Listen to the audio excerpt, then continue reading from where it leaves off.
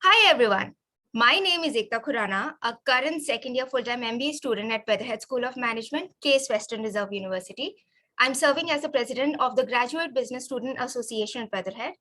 As you know that we've been celebrating the month of March, which is proudly and widely called as Women History Month, through a series where we will feature accomplished female leaders from various industries who are also our alumni. Please allow me to introduce our guest of honor today, Trina Evans.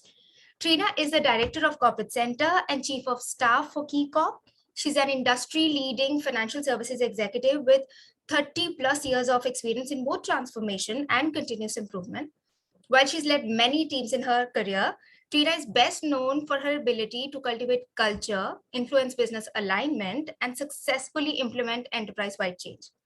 She leads teams responsible for client and colleague experience, enterprise communications, marketing, government relations, ESG, and philanthropy, as well as diversity, equity, and inclusion. She's a member of the executive team, direct report to the CEO, and a regular presenter to the board of directors. She's earned a reputation as one of the industry's most civic-minded leaders.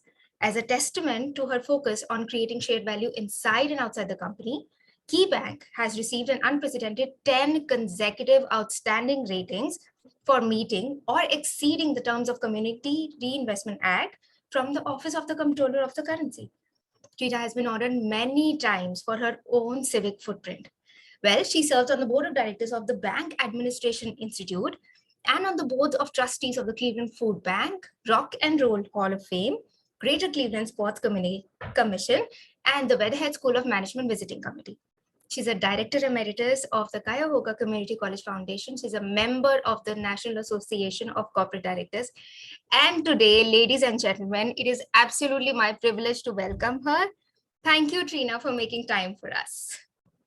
Thank you so much for having me. If I had any sense, we'd stop right there. I sound very impressive when you read that introduction. I hope I managed to potential today. Thank you for having me. Absolutely our honor. Like I said, such a great feeling that we're getting to hear your thoughts, especially during the month of March. So without wasting any time, I'm going to get straight to the questions. Okay, I'm ready. And my question number one is, how would you define your role in just one sentence? Well, I would say this. I would say that the teams that I lead, both within corporate center, so communications, marketing, corporate responsibility, you listed them beautifully, along with my role as chief of staff, puts me in a position to protect and enhance the company's brand and reputation by very intentionally curating and cultivating messages, experience, and relationships between the company and our stakeholders, clients, colleagues, our community, shareholders, elected officials, making sure that every interaction, whether in person or digital or something like this, is staged for maximum impact and tells key story. I like to say all from the nonfiction section, but tells key story in a way that is fulsome and robust. Awesome. Now you mentioned in just one question, so many roles that you frame in one day. And what is the ulterior motive look like? But if I had to ask, as a chief of staff to the CEO at KeyBank, where does your top focus lie? Well, that's a great question. And I would say that my job, especially the chief of staff piece, but the other things sort of line up under it to sort of amplify what my team and I can do. And that is to make sure that every day and in every way, our CEO, and in my mind, he is synonymous with our company. So our CEO / Key puts his best foot forward, that every experience is as productive as possible. And that every message, as I said, all from the nonfiction section, tells the full story of Key. Awesome. So if you had to say, what would your typical day look like? Well, the truth is that there is no typical day. But I believe that being planful and making conscious choices. If not sleepwalking through intersections, as I like to say, means you sort of lay out weeks and days, months in advance, what's going to happen. You sort of lay out your repeatable events, the things that you know. This is sort of a pattern recognition of, town halls and board meetings, investors meetings, earnings, community, et cetera, these things that you know are going to happen because they happen every year. And you lay out sort of what happens in each of those, the messages you generally want to send, and sort of lock down 80% of what's supposed to happen. And you can surface for error then. If you've got that locked down and you're dealing with it, at, T minus 90, T minus 60, T minus 30, T minus 0, if you've laid the groundwork and your teams are working sort of iteratively toward each of those goals, then when something happens that is unexpected, that sort of 20% of the day that you really didn't expect, you have the bandwidth to deal with it. You can surface for error. So on any given day, I'm generally prepping the CEO for what he is doing this week and next. I'm planning behind the scenes for the next 30, 60, or 90 days. And I may be running down an issue of the day because I've surfaced for error and I have that bandwidth. Or I might be dispatched to fix a problem, to sort out an issue, to bring some teams together, something like that. So a typical day is one part keeping the engine rolling, that operating model moving, and another part having the bandwidth to be able to be dispatched to fix something that's timely and needs a focus. Absolutely. I like that idea where you said that for the ones which have been repetitive or have been on the calendar for setting like a schedule each time, like the town halls. Yeah. But I do believe that that's also going to be a lot of work, right, Trina? I mean, you've been doing town halls, but every single town hall will have a different intent. So you still have to juggle. And like you said, 20% you keep the room for variance, which I think that's what makes the story every time unique and different, right? Yes, exactly. It keeps me, it certainly keeps me coming back for more. Certainly keeps me suitably challenged, and it is a lot of work.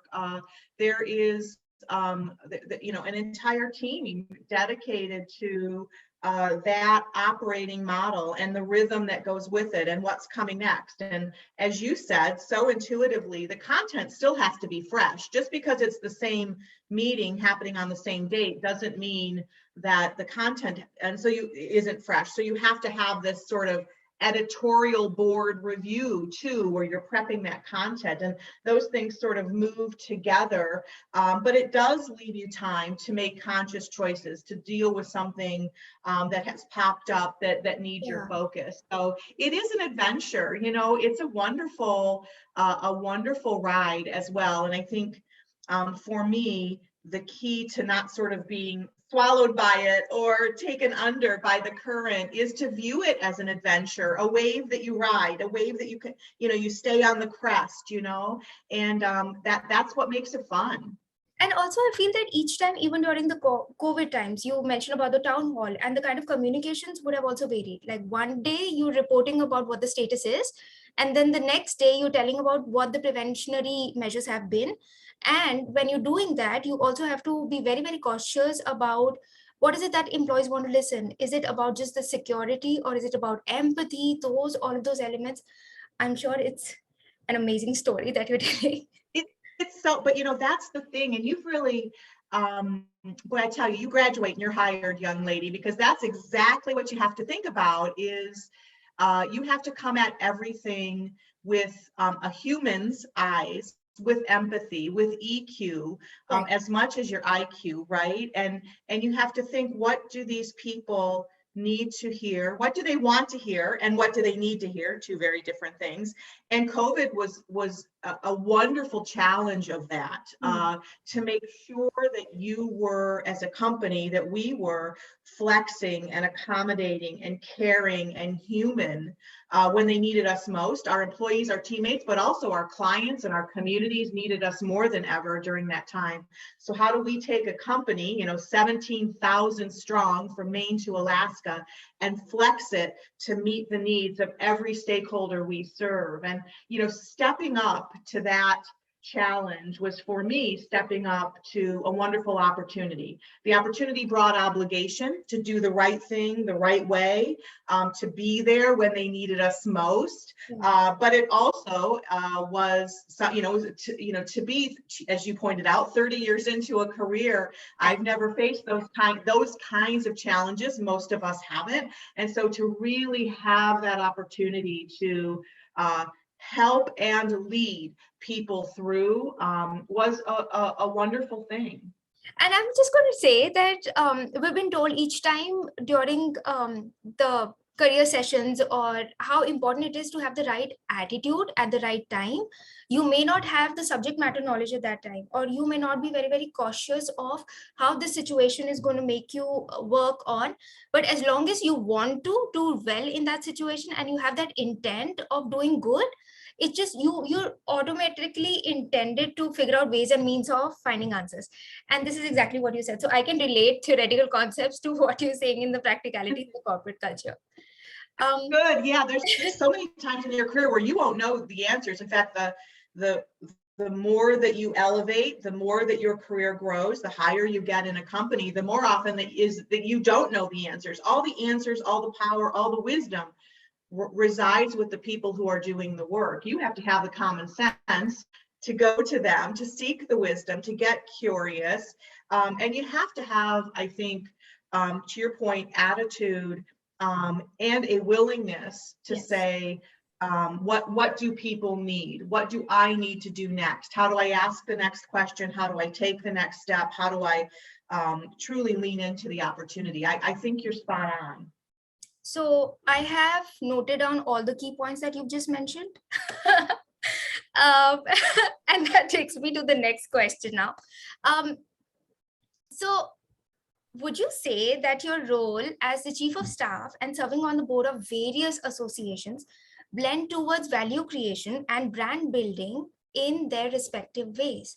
You're serving on so many boards, and every single board has a different value creation, a different proposition. So what would you say about the whole brand culture and the big picture of that? Well, I believe at my core that my community needs my gifts as much as my company does.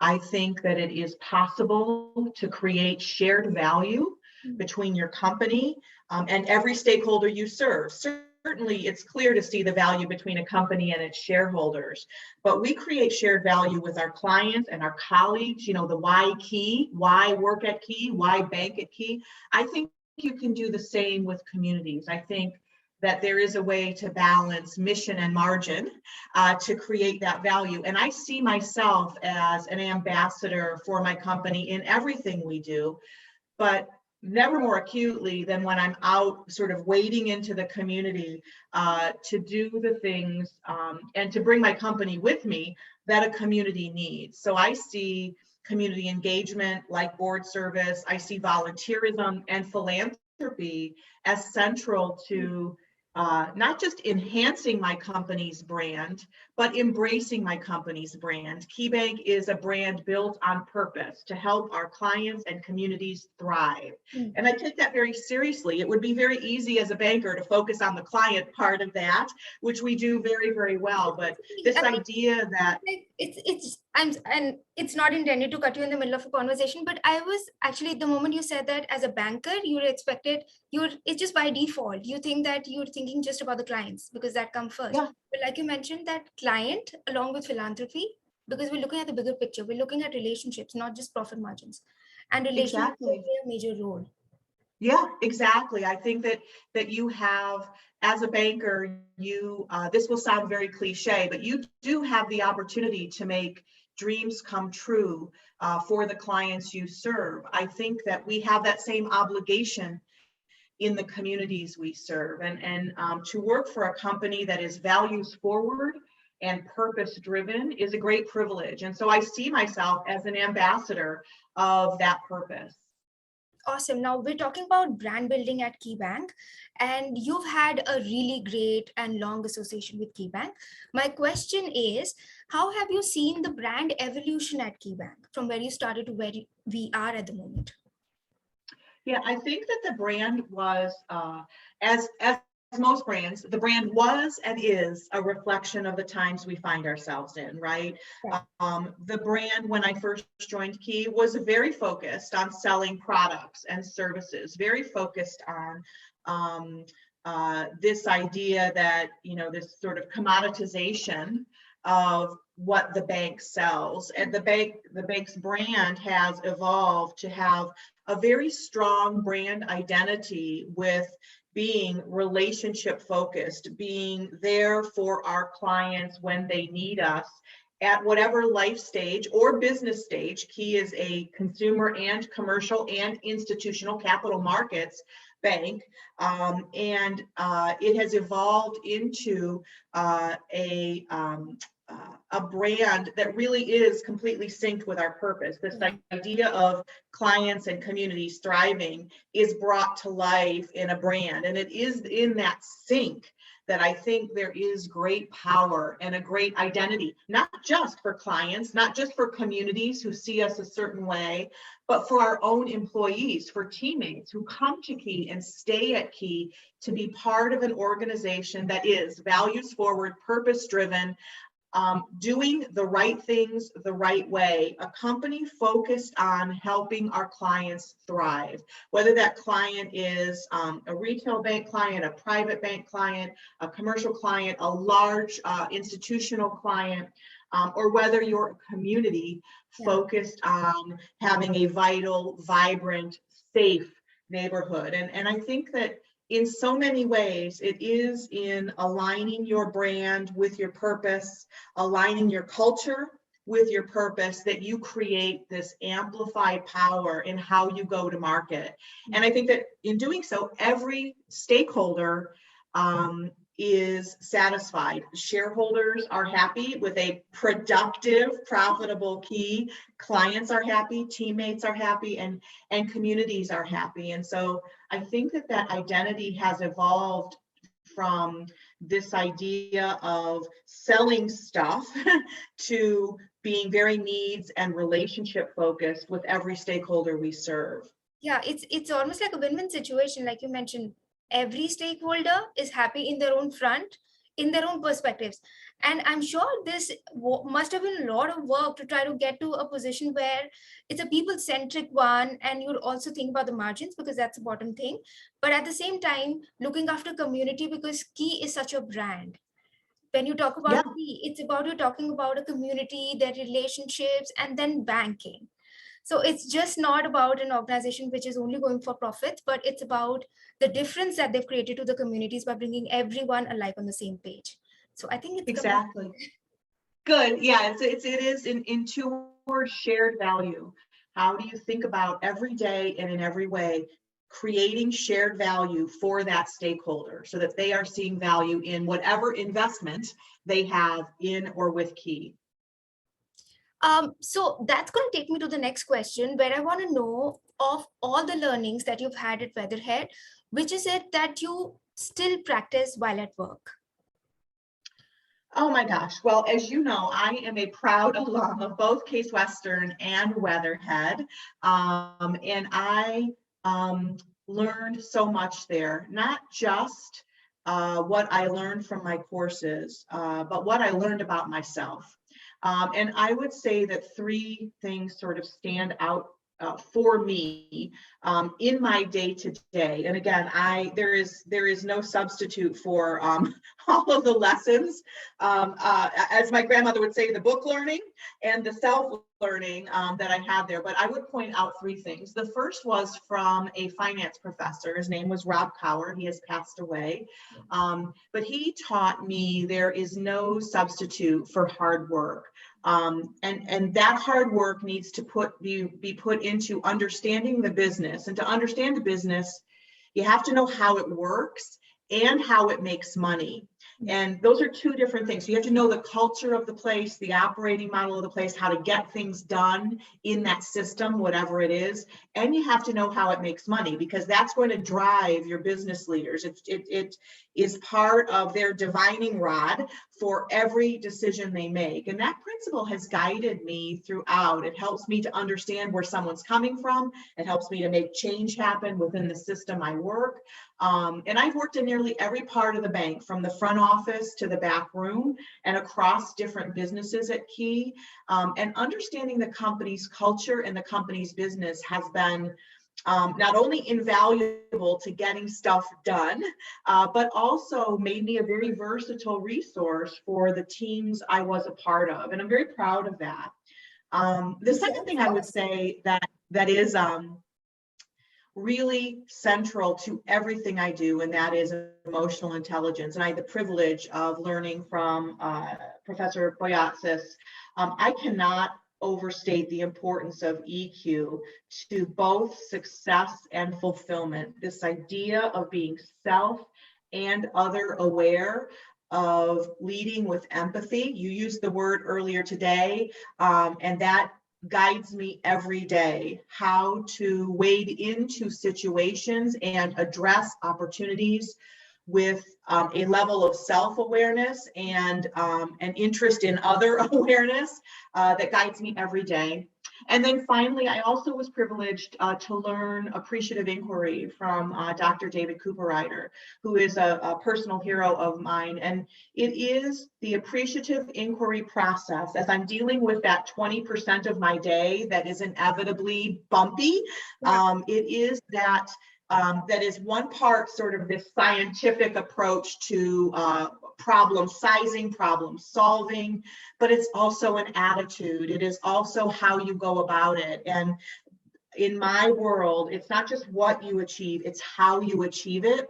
And that appreciative inquiry process really guides both, but the how is special. This idea of coming at it from a positive point of view is powerful. And so those are the sort of three things that kind of are always touchstones and memory markers for me to go back to sort of who I am, what I value, and what I can bring to the table for my team. Awesome. And my whole mind was spinning that, Trina, you picked up both sides. It's about hard skills, which is about the side of accounts where you have to work hard and you have to learn processes, and you have to see how to monetize on that, because that's the profit side. That's all about running the business, and you have to know the skills before being good at it. And the other, you also did mention about soft skills. So I think it's the best of both the worlds covered really nicely. Well, that's Weatherhead and Case Western, the best of both worlds for me. Absolutely. So I want to know, like, being a chief of staff means that you have to be an anchor and the guiding light to the CEO. And this can get overwhelming sometimes. So how do you manage to stay calm and yet focused?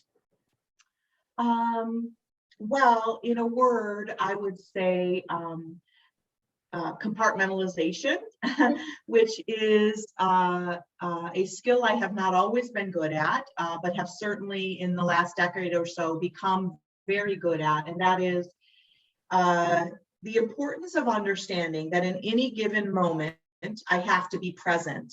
And it's not always easy to be present when you know the 55 things that might be going on behind the scenes that you either need to be a part of, redirect, tamp down on, puff up, I mean, it could be a lot of different things. Yeah. And so there is this sort of centering that has to happen, this focus that you have to force yourself into to truly compartmentalize your day and your thought process in a way that allows you to be present for the people who need you the most. Because in any given moment, you might be meeting with a teammate who really needs your guidance and your advice. You might be meeting with someone more senior than you who really needs you to put your best foot forward. And you can't afford to have your thoughts diluted by whatever the demands of the day are. And so I would say that the thing that creates this degree of composure, this ability to focus and see it through is to be able to compartmentalize. And of everything that you've just mentioned, where would you say is your most interesting role, and which one you feel, oh, I don't like it as much, maybe somebody else can cover it up for me? Well, that's a dangerous question to ask. I would say the most interesting part of my role, and the thing that I got the most charge out of, is having the mandate as a senior leader to protect and enhance the company's brand, to protect and enhance the company's reputation, and then to be given these wonderful teams that can make it happen. So whether it's marketing or communications, diversity, equity, inclusion, philanthropy, community engagement, ESG, these are the teams that I am privileged to lead. They're the teams that can make that happen. So this wonderful, interesting opportunity to cultivate and curate a brand and reputation, and leading the teams that can make it happen, not just through influence and facilitation, but truly leading them forward, and in most days having them and their wisdom lead me, is just a powerful thing. And so I find that the best and most interesting opportunity that I have. I think that where I feel challenged in the day isn't necessarily wanting to leave anything behind, or to let go of any particular responsibility. I mean, paperwork that tends to still cross my desk in the digital age, I'd like to leave behind. Anything we could digitize or make more seamless, I'm all for. But I think where I feel anxiety, where I feel worry, the things that might keep me up at night are this idea of did it go far enough? Did we do enough? Can we do more? Where can I push this envelope? Where should I pull back? This idea of shared value is something that I love. It's a profound notion, shared value, but it also creates this energy, like, how do I absolutely optimize the balance of shared value for my company and for every constituent we serve? And that is to me, where I have this wonderful opportunity. It's the biggest challenge, right? That challenge, instead of making me feel sort of swamped, right? Like it's too much, really invigorates me. It's the thing that keeps me hyper focused. It's the thing that I continue to drive for. So while there are pesky things in my job on any given day, like for most of us, I would wish away my commute if I could. But I really feel that there is this wonderful opportunity and wonderful challenge for the role that I have. And you're juggling so many teams. You just mentioned you're leading so many teams. So I want to know, how do you manage to stay on top of everything which is important and relevant, and anything and everything which would contribute towards the brand building of Key? Well, I think that you have to be on top of what is happening in the world, what's happening in your industry, and you have to stay on top of those you are serving. What do they want? What do they need? And so I have a ton of different inputs, from reading and to listening, to connecting. I read constantly, news and opinions, traditional channels, digital, social media, not just for my industry, but for the world. I also participate in trade groups. So I have a sense for what peer banks are doing and why. And I listen to clients, to colleagues in our communities. On any given day, I might be in a community listening session. I might be reading our Voice of Employee Forum, where our 17,000 employees weigh in on the things that they would like to see. Or I might be reviewing a client experience report, or listening in on call center calls. This idea of listening is so important, because the higher you get in a company, the more you're sort of in an echo chamber or a vacuum. You know, I call it the bubble. And so you really have to step out of that and focus on the people you serve. And so I meet with colleagues throughout the company, trying to avoid that vacuum chamber that sometimes comes with senior positions. And that could be people much more junior than me. It could be people lateral doing other things. I try to keep fresh on what people are thinking and feeling, what they think is important, what they want to see next, inside and outside the company. This is so amazing.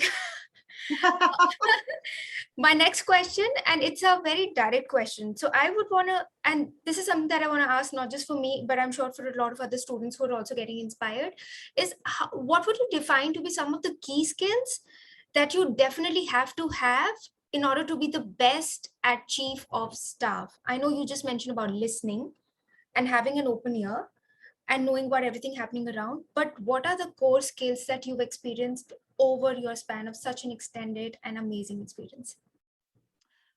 Well, we talked about listening. That is critical, always to be curious. I think that compartmentalization we talked about too. You've got to be able to park whatever the issues of the day are, large or small, and really be present with whomever you're meeting with, whatever you're working on. So those two are critical. I would say that central to my sort of operating model and philosophy, and particularly important for a chief of staff, is to be a collaborator, not a competitor. So being part of the team, putting the team before yourself. You know, when you're a chief of staff, your job is to be the glue that holds it all together and sort of the wind that drives it forward. And you can't do that if you're competing with people on the team. You can't do that if you're someone who is trying to advance yourself at their expense. If you're trying to talk to, you know, if you're privileged enough to have the CEO's ear, you can't use it to advance yourself. You have to use it to advance the company and to advance the cause or to advance the work. And so your teammates, as a chief of staff, my teammates have to trust me that I'm an honest broker and that I'm there for them. And so this idea of being collaborator versus competitor is important. I think you have to be confident and yet coachable, which is a fine line, right? You want to show and exude a level of confidence, but you also want to be someone who is listening and taking in feedback, things people say and things people don't. This gets back to the EQ, understanding how people are relating to you. And then I think the last thing is really important to my job. And, you know, so often you see people sort of bound by the four corners of their job description.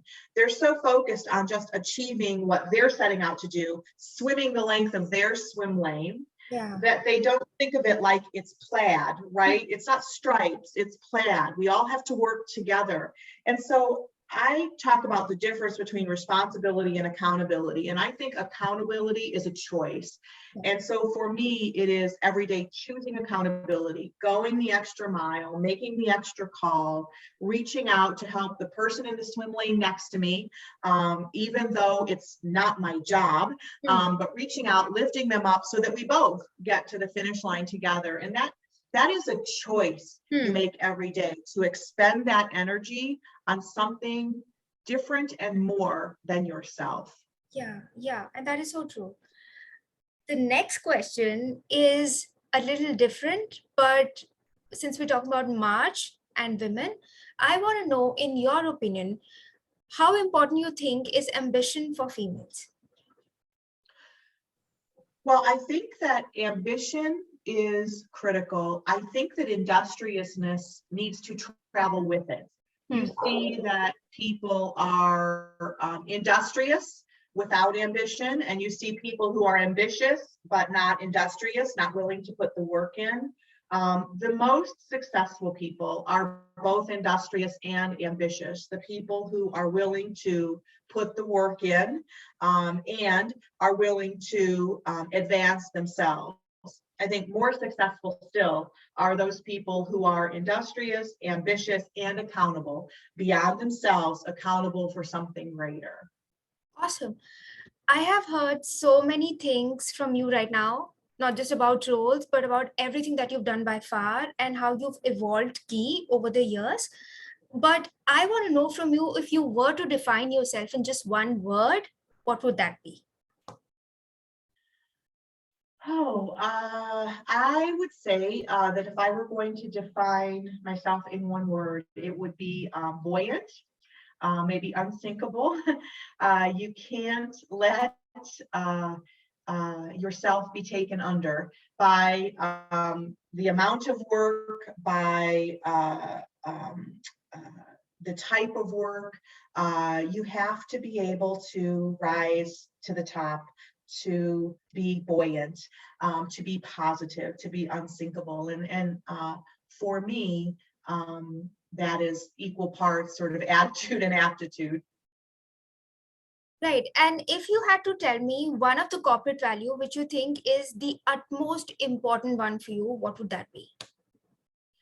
Well, I'm lucky to work for a company that's very values forward. We have 5 values we live by: teamwork, respect, accountability, integrity, and leadership. And the most essential corporate value in my mind is integrity. It is foundational to everything and essential to both reputation and brand.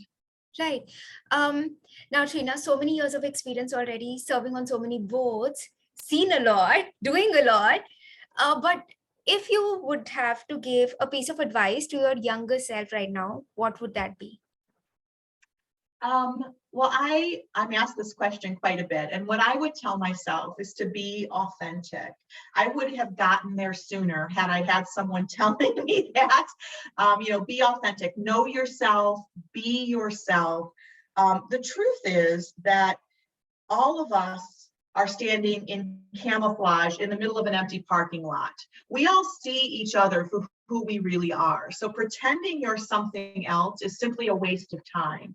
And when I was younger, I always thought I had to be a certain way and look a certain way and sound a certain way. And then I had the great privilege of learning about emotional intelligence and learning about what I had that made me special, and learning about how I could bring that to a team. And it was that unlocked this idea of authenticity. Authenticity is the basis of trust, mutual trust, and it's the basis of every relationship that you will have. And so for me, that's what I would tell my 21-year-old self, who was trying so hard to be to achieve, and wasn't always authentic. And so today, that what comes easy to me did not come easy when I was young. I was so wanting to look like and be like other people that I didn't always value the things about me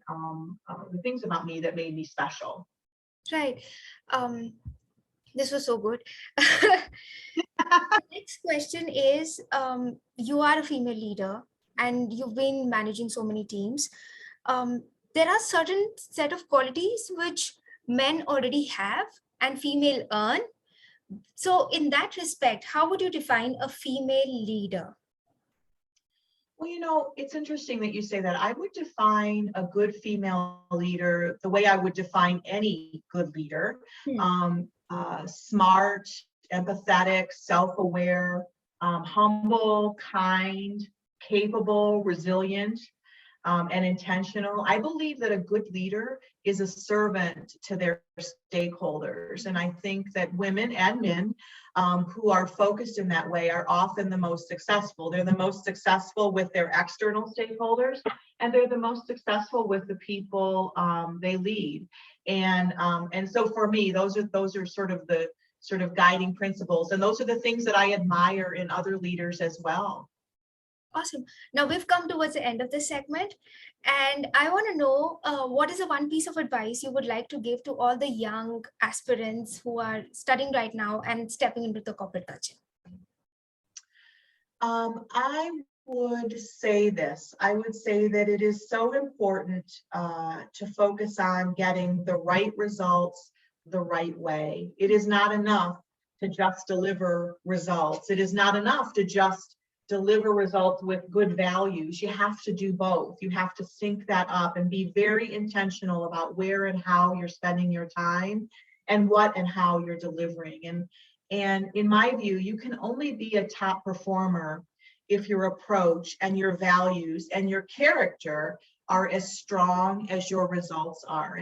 And you know, my grandmother, who gave me lots of pearls of wisdom in my life, always said that your nuisance value can't outweigh your productivity. And what she was saying was that you have to get the right results the right way. You have to focus yourself, heart and soul, on the work and delivering in a way that is not just swim lanes, but plaid, so that the work of the entire team is lifted up and showcased.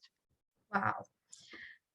Thank you so much, Trina, for making time for us and sharing such valuable and incredible insights. It's been such a pleasure and a true honor to have you as a guest on the series that aims to celebrate women, not just today, but forever. So thank you. Well, it was very much my pleasure. Really just a great conversation. You made it easy, and I appreciate that very, very much. I wish you and all of your colleagues success with your education and with your careers. I can't wait to see what you're going to do. Thank you.